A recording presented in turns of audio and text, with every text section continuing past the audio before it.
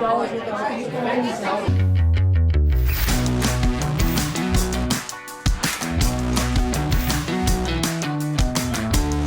right, welcome to Cwic Show. My name is Greg Mattson, and I am your host. In this episode, we have brought back John Hewlett. John, how are you doing? Greg, I'm great. Nice to see you again. Hey, last time we spoke, I had a, I'm going to tell you about my last doctor's appointment. I went in, I had spoken to you about having possibly 2 blockages that they had found on a sonogram. And, I've got heart disease and I've had triple bypass and, some issues with my heart. And so I go in for an angiogram a few weeks ago, very concerned about it, expecting I'm going to have stents put in. I'm going to have some angioplasty done. I wake up afterward and the doctor says to me, Greg, your arteries look fantastic. Those were his exact words. I couldn't believe it. I've never had anybody say anything like that to me about my heart. Right. Even from the time I was a kid, I had problems. And both my parents died from heart attacks. And it's heart's a problem for me. The other thing is, which is really interesting, and this is just as incredible, if not more incredible, they took my blood pressure. Now, of course, when you're waiting to go in for a procedure, usually your blood pressure is going to be anxiety, right? Plus, yeah, absolutely. And but they took my blood pressure before I went in, and John, it was the lowest I've had in my adult life. It was 112 was the top number. That's the lowest I have ever had. And so, of course, my wife immediately saying, look, this is all cardio miracle. And like, I guess so, because there's no other change that I've gone through that would have produced this. So, I mean, time after time, as I've gone through and I've monitored my health and I've had these health issues that I've had to deal with most of my life, since I started going on to Cardio Miracle every day, these things have changed. And again, these are things that I monitor. I'm very into the science behind it. You're very much into it. It's amazing. Yeah, this is not something I'm like, wow, I feel better, right? This is data. This is hard data. This is responses from the doctors. And I don't know. I mean, anyway, I just thought I'd let you know that. I remember once on one of the broadcasts or webinars I did, their comment was, why would I want to listen to an overweight guy talking about nutrition, living in a cabin? Well, I have to laugh because since I saw you last, I don't know if you've ever been to Santorini, Greece, but I went to Santorini and there's literally a 1.5 mile uphill climb to get there. You can either get to the city on a tram, which there's 6 trams, and they hold 6 people, 36 people at a time every 15 minutes. And there were 4 cruise ships in the dock at one time, over 10,000 tourists trying to get to the top of the hill in Santorini. And they actually have donkeys that haul people up, which is a major controversy with the PETA lovers and because the donkeys, I mean, seriously, those poor donkeys going up and down that hill hauling overweight tourists is not a pretty sight. But I decided with our dear friends we were with, I said, I'm not going to wait in the tram line. I said, I haven't been hiking or preparing for this trip at all, even though with the last 6 months, I've actually lost 40 pounds. So I'm now just significantly overweight instead of terribly overweight. But the reality, or just short for my weight, let's say. But I said to my wife, I said, well, this is the ultimate test. Either I'll die on the way up to the top of Santorini or else Cardio Miracle will carry us through. So we each loaded up 2 bottles. It's 600 steps, but the problem is the steps are 4 to 6 feet apart from each other. So there's like 3 or 4 steps between each big step. And then there's donkey excrement all over the trail and tourists and donkeys going up and down and everything else. Well, it was a struggle, but I made it. And our friends with us, they took my blood pressure, 30 minutes after we got to the top. And it was like, 120 over 70, some ridiculous number. And my pulse was already back down in the 60s. So, to me, I'm the cardio miracle. I mean, I should have died 17 years ago. There's no doubt about it.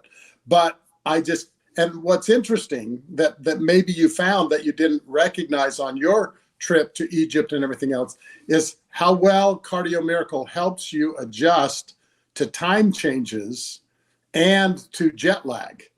I don't know if you noticed or if you took it faithfully on your trip, but if you took it every day, you'd find that you get up, and even though you're totally disoriented with a 6-8 hour time difference, going east is terrible, going west is easier, but going east is very, very difficult. And what I found from my friend Larry Gelwicks, the getaway guru, and other people, my son who travels all over the world all the time speaking, as the jet lag is amazingly alleviated comparatively, and your ability to be functional after going through these radical time changes. Now, you're still going to have some fatigue, but you're not going to have the crashes and the horrific situations. And the irony, and I actually said to my friends who took the burros, the donkeys up Santorini instead of walking, who's actually in better shape than I, they were so sore the next day from riding the donkey because they weren't taking Cardio Miracle as faithfully. As the next day, my wife and I had no soreness after hiking up, literally 2,400 steps. 2,400 to 3,000 steps uphill.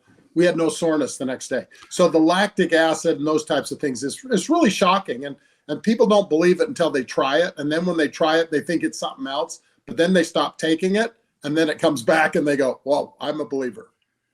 Now, here's the big question, John, is how was the food in Greece? I've never been there.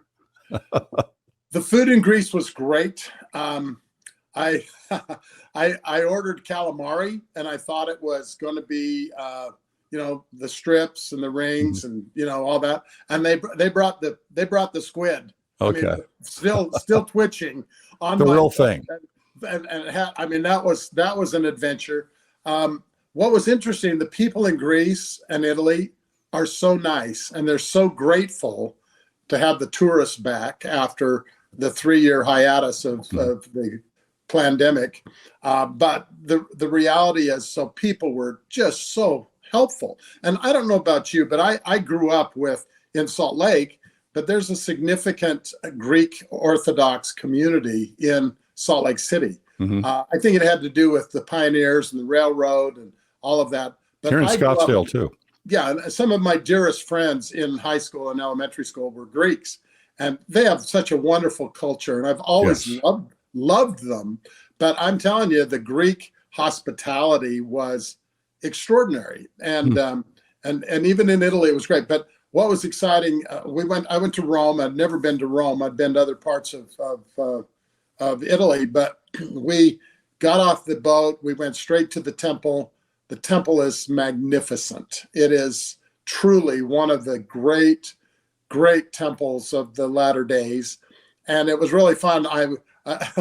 My wife has a running joke and tells her sisters and her kids and everything that John Hewlett finds people he knows wherever he goes, all over the world, on a ship, in a restaurant, who knows where. So we go into the visitor center after having a wonderful session in the temple, and met a wonderful couple of couples there that were there serving, and they took us for a tour. The baptismal font in the temple is I think the coolest one I've ever seen. It was absolutely spectacular. It's oval shaped and absolutely beautiful. But I walk into the visitor center and I walk by this guy and I go, Lee Curtis, is that you? And he goes, John Hewlett, what are you doing here? So my wife is like, you've got to be kidding me. So LeGrand Curtis, Elder LeGrand Curtis, who's a retired general authority, he and I played basketball against each other in high school. And so he is the visitor center. He's a former church historian, but he's actually now the director of the visitor center in Italy. He was an early missionary there, mission president there, and then served, as a general authority for 20 years, got released, and then he's back again. I'm like, I have the highest regard for some of these couples who have gone on, they've spent their entire life serving. And so it was really fun to connect with Elder Curtis. visit with him. And he was still bemoaning the fact that our team beat his team in 1970 in a basketball game. And so it was kind of fun to, people don't think I in a former life, I was actually an okay basketball player, but it was just really fun to meet. And I see you posting up a lot, John. Yeah, actually, you know what? I was a 3-point shooter before they had the 3-point shot. Okay. If they'd had the 3-point, I'd probably still be in the record books. But no, I was a bomber from outside because I had about a 4-inch vertical leap in basketball. But I was smart and I could shoot. That was it. That was all I had going for me. Good assets. So I agree with you on the Greek Orthodox Church. But we've gone here actually to the church here at the Greek Orthodox Church here in Scottsdale.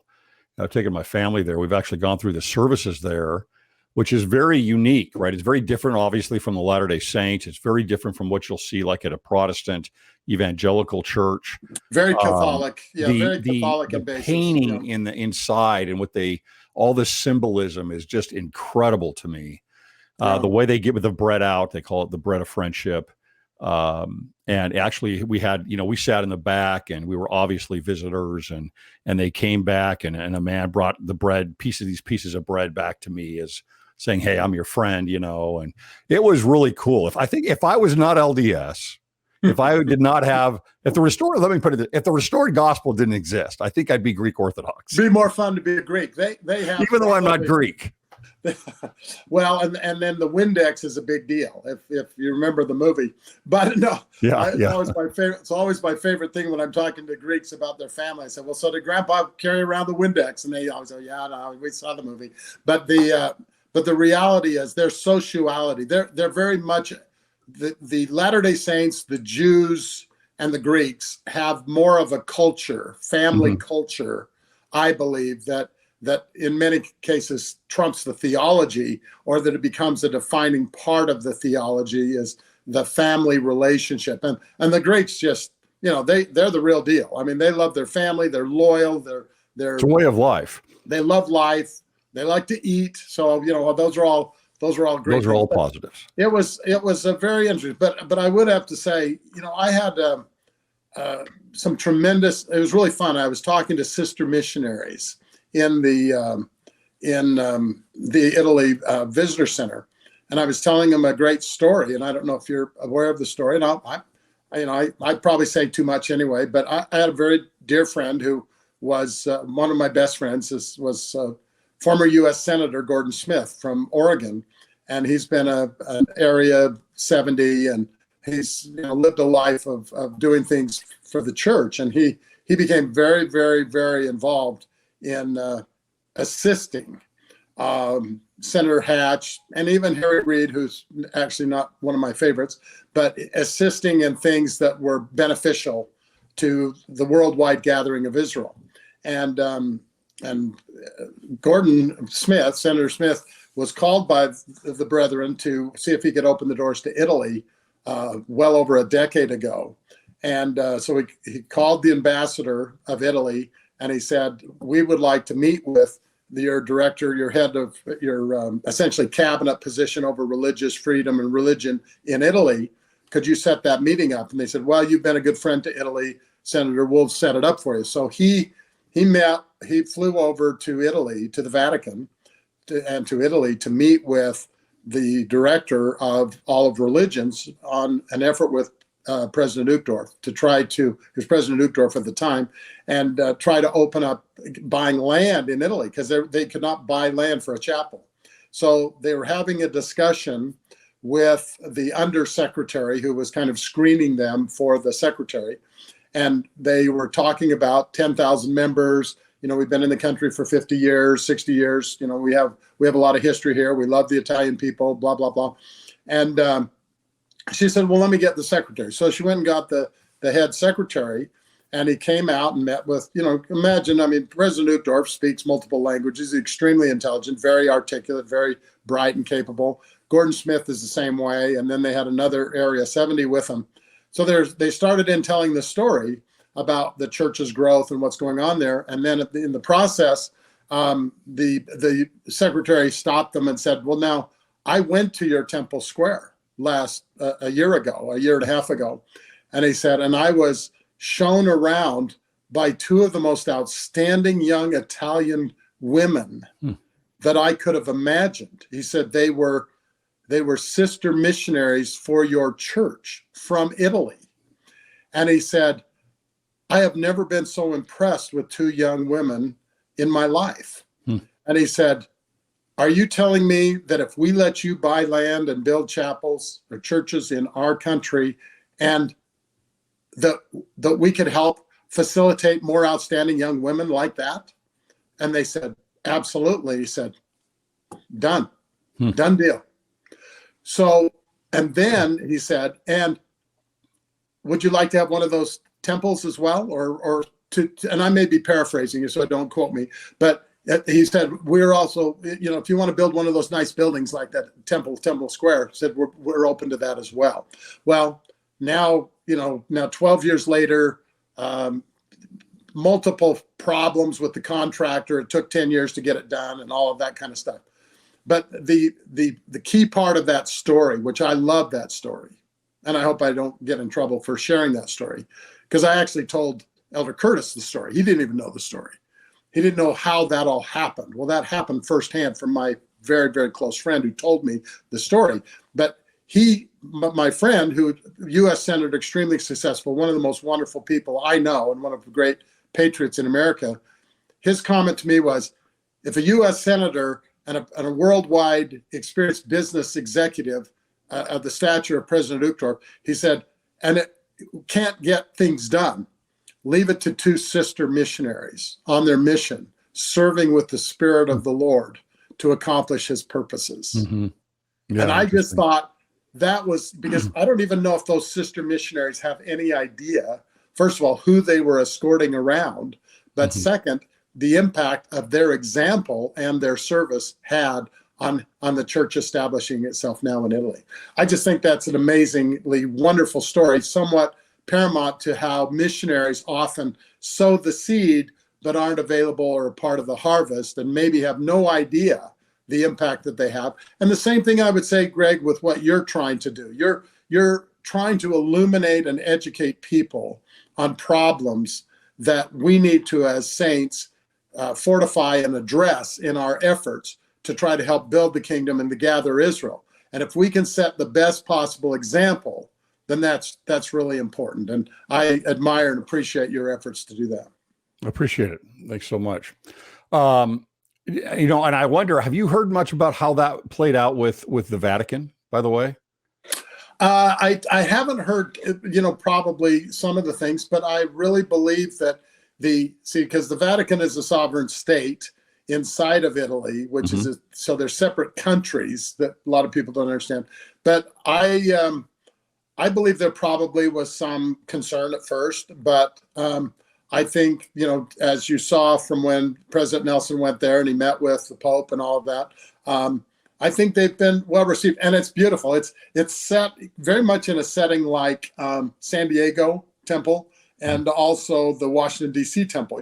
You're going in a major thoroughfare, and then all of a sudden there's this out in the suburbs, this beautiful building that looks kind of like an arc. I mean, it's oval in shape with the spires, and it's magnificent. It's not giant, but the furnishings and everything. And it was interesting because we went to the Sistine Chapel and we went through the Vatican and we did all of that touristy stuff, which was actually very interesting.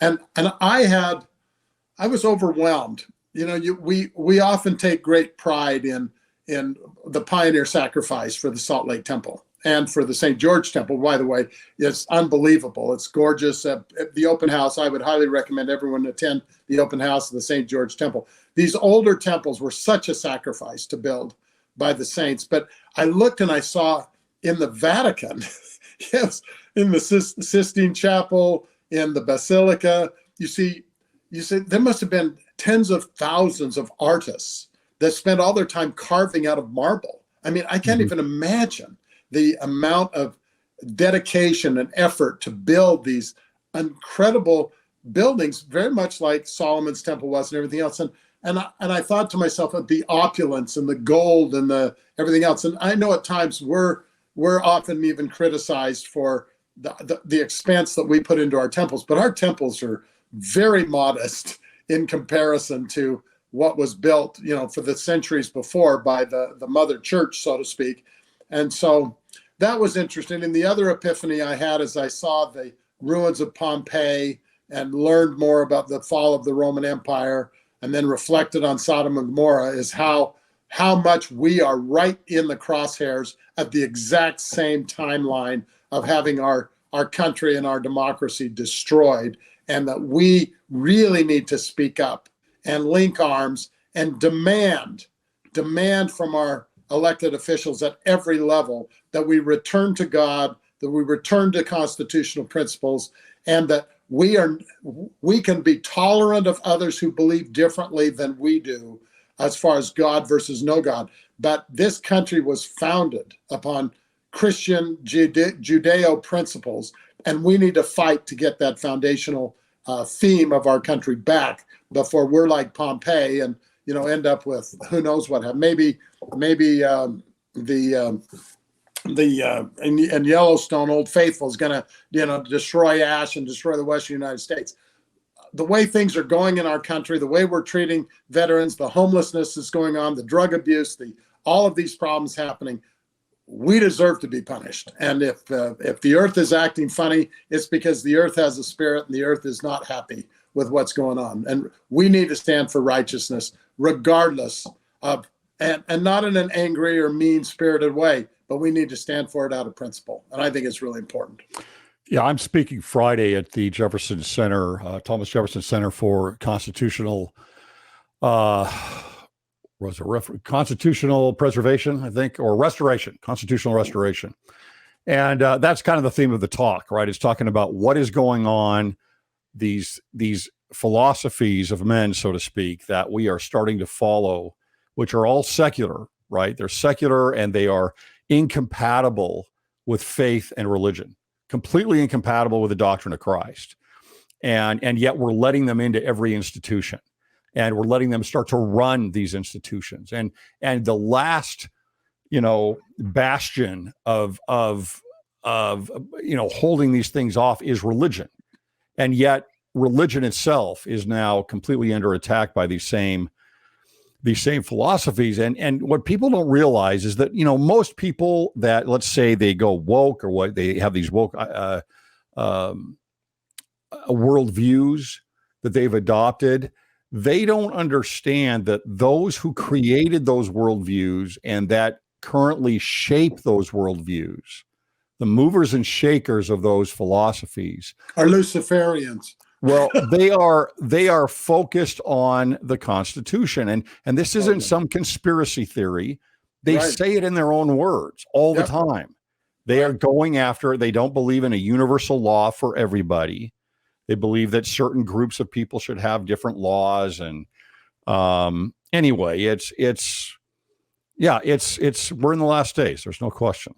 We are, and it's been fun. A couple of weeks ago, I was down to. I spoke actually in front of a large group of Protestant ministers, evangelicals. They were doing one of the ARC presentations in Tennessee at the county fair, at the fairgrounds in Nashville, and I was invited to speak. And it was really interesting because I would have pastor after pastor come up to me, and they say, "Well, we've heard of what Pastor Ben Graham, Billy Graham's grandnephew, is doing, and the Jim Baker Show, and I've all these evangelicals who are on the cardio miracle bandwagon because they believe in the fact that their hearts and the hearts of mankind are failing them, and that they're looking for answers." So it's kind of interesting to have people go, "So you're a Mormon?" And I go, "I'm a born again Mormon. I'm proud of it." I said, let me tell you how much we love our evangelical brothers and sisters, and how much I admire your public displays of adherence and love for the Savior. I said, I think it's fantastic. I said, it embarrasses me that I have not been more proactive and even more public, even though I'm pretty darn public. But these folks are really good people. They're really good people. And we need to stand with them because they are fighting the fight in a major way to help save the constitutional side of our country. And I admire them greatly. And yet at the same time, I find myself constantly thinking as I'm reading through the New Testament, the revelatory amazement of Joseph Smith's answers to the nature and divinity of God, that nature and divinity, or the reality of the preexistence and of the purpose of life and the power of the priesthood and temple ordinances. And I mean, it's just, you go on and on and on and on. And yet to find that we have so many who are leaving the flock over internal operational issues or other issues versus the cold, hard truth and doctrine of what was revealed to the prophet Joseph is amazing to me. And the miracle of what's happened in the gathering of Israel in the last 200 years since the first vision, and how we see those miracles. And yes, there are problems. There always have been. Yes, there are flaws in people. There always has been. I mean, you read about the Apostle Paul and you think, I guess if I'm supposed to be doing something that's important, I guess I can qualify for the work if I'm willing, and if I'm willing to try to be a better person. And the same thing with the great stories of the Book of Mormon is this is not about perfect people. These are about people who understand their spark of divinity and are doing everything possible to help move forward the gathering of Israel, which is Jehovah's family, to help them pass through this earthly probation, which we understand at a higher level than any other religion on earth. We understand it because we understand the big picture of the story because it was revealed through Joseph Smith.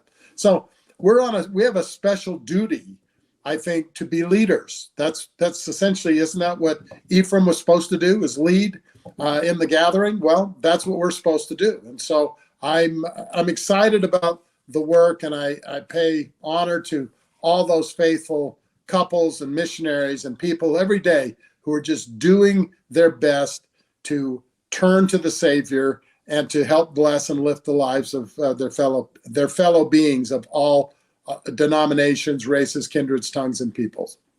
Yeah, John, I appreciate that. Hey, well, just want to say here to end off, I appreciate the product Cardio Miracle, right? I think it has made a very big difference in my life, health-wise. It is not something I would be pushing if it did not make a difference for me. And I want people to know that I'm not going to talk about something that is they should not know you well significant enough. to me, that doesn't have a meaning to me, that doesn't have the science behind it, and that doesn't have the results behind it. And so anyway, it's a great product. I hope that people can try it. If you haven't tried it out yet, give it a shot. And you've got what is it, a 90-day money-back guarantee? 90-day money-back guarantee. You know, Greg, we've had, less than 500 of the Cwic followers try Cardio Miracle. It should be thousands. You're making a huge mistake. Invest in yourself at our expense. The stories, the science are all without dispute. There's nothing like it in the world. That's why, and let me just say, the other day, Friday, I had the most amazing experience. You got to understand, I barely slipped through high school biology. I have not taken biochemistry. I haven't studied medicine. I obviously, I'm not a personal trainer or a nutritionist or whatever. I've been on this mission for 17 years, day and night. But Friday, I had one of the top neurosurgeons in the world and one of the top OBGYN female obstetricians in the world, both in an interview with me. And everything that we talked about, they validated every conclusion, every statement, everything that I said. And to have two of the top experts in the world basically saying, John, we don't know how you did this, but this is the finest thing. And this neurosurgeon saying that he can now do 15-hour surgeries without feeling like he's going to collapse, and how he believes that every doctor should be taking Cardio Miracle by name, Cardio Miracle, before they go into surgery. So they're optimizing their situation. He said, doctors are human. Doctors get fatigue. Doctors stay out too late the night before. But to hear these two top-notch physicians going on and on and on about the impact Cardio Miracles made on their life, going along with what you've now seen and what's happened to me, and now we know tens of thousands, approaching hundreds of thousands of others. My gosh, don't believe me. Give it a try, because really, really, really smart people are coming and saying there is nothing better for the immune system. There is nothing better to protect against the flu. There's nothing better to help overcome whatever difficulties may have arisen in your life in the last couple of years from various things. There's nothing better in their opinion. So I just say, give it a try. And let's help support Cwic Media and what Greg's doing by participating. He participates with us at no expense to the customer. I just have finished the new formula coming out in January. It's very exciting. We're not going to raise our prices again. What else? What other product in the world has not raised its product or gotten smaller or less effective in the last 4 years? Well, guess what? Cardio Miracle has not done that. And that's because we are committed to helping people, not how much our margin is. So again, believe it or not, the fact is I'm delighted always to be with you, Greg. I admire your mission. Good luck to the Jeffersonians. Let's try to help continue the good work, and God bless the leadership of the Latter-day Work and righteous politicians wherever they could be found. We may have a fighting chance with this new Speaker of the House, actually, because he is an unashamed Christian. How nice is that? Instead of a hypocritical Catholic or a hypocritical Baptist or a hypocritical, I won't go any further. So I love the fact that people are standing up, and thanks so much for the forum and the chance to be able to share with you. All right, John, appreciate it. Cardio Miracle story. Until next time. Okay, take care. Thank you.